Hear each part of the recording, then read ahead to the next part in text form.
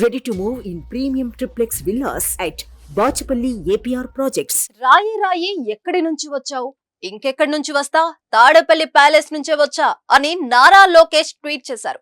కొత్తగా ఏదైనా ట్రై చేయి జగన్ అంటూ 2019లో కోడికత్తి, 2024లో రాయని వాటి ఫోటోలు పోస్టు చేశారు. రాయి దాడిలో గాయపడిన సీఎం వైఎస్ జగన్ కు అర్ధరాత్రి విజయవాడలో ప్రభుత్వ ఆసుపత్రిలో వైద్యులు చికిత్స చేశారు. గాయానికి 2 కుట్లు కూడా వేశారు.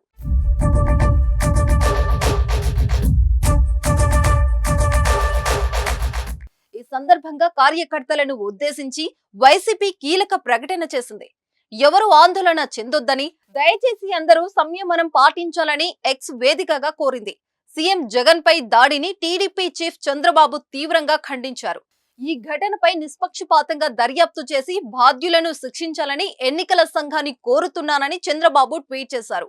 ఆంధ్రప్రదేశ్ ముఖ్యమంత్రి వైఎస్ జగన్మోహన్ రెడ్డి ఏప్రిల్ 13 శనివారం విజయవాడలో వైఎస్ఆర్సీపీ ఎన్నికల బస్సు యాత్రలో రాళ్లతో దాడి చేశారని అధికార వైఎస్ఆర్ కాంగ్రెస్ పార్టీ తెలిపింది.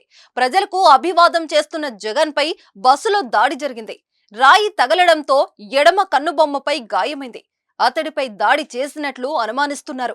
ముఖ్యమంత్రి పక్కనే ఉన్న ఎమ్మెల్యే వెల్లంపల్లి ఎడమ కంటికి గాయమైంది అని వైఎస్ఆర్సీపీ పేర్కొంది. ఆంధ్రప్రదేశ్ లో త్వరలో జరగనున్న అసెంబ్లీ, లోక్సభ ఎన్నికల కోసం జగన్ ప్రచారం చేస్తున్నారు.